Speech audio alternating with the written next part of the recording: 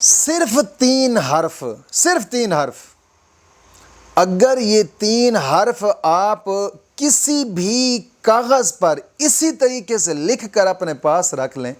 انشاءاللہ العزیز، انشاءاللہ العزیز شادی میں جتنی بھی رکاوٹیں ہونا انشاءاللہ وہ آپ کی رکاوٹیں حل ہوں گی۔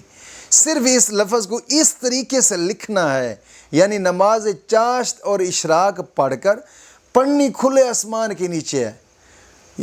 کھلے آسمان کے نیچے، یعنی دھوپ پہ اوپر کھڑے ہو کر نماز چاشت اور اشراق پڑھیں۔ اگر دھوپ نہیں ہے تو ویسے کھلے آسمان تلے کھڑے ہو کر آپ پڑھ سکتے ہیں، بادلوں کا بھی معاملہ بن جاتا ہے، وہاں پڑھ کر پھر 11 مرتبہ درود پاک پڑھیں، یعنی نماز چاشت اور اشراق ادا کر کے۔ بے شک آپ 2 رکعت پڑھتے ہیں، 3 رکعت پڑھتے ہیں، یا 4 رکعت پڑھتے ہیں، یا 6 رکعت پڑھتے ہیں، پڑھ کر پہلے 11 مرتبہ درود پاک پڑھیں، پھر 1000 مرتبہ اس لفظ کو پڑھنا ہے، کہف۔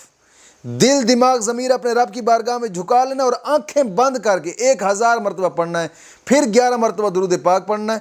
اس کے بعد اس ایک حرف لفظ کو 11 مرتبہ کسی کاغذ پر لکھ کر اپنا مقصد، شادی کا مقصد ہے یا کہیں خاص جگہ پہ شادی کرنا چاہتے ہیں تو اس کا نام اور اپنا نام لکھ کر اس حرف کے نیچے لکھ کر اس کو لپیٹ کر اپنے پاس رکھ لیں۔ انشاءاللہ العزیز، انشاءاللہ العزیز جہاں چاہیں گے وہیں پہ رشتہ بھی ہوگا اور جیسا چاہیں گے ویسا ہوگا انشاءاللہ العزیز۔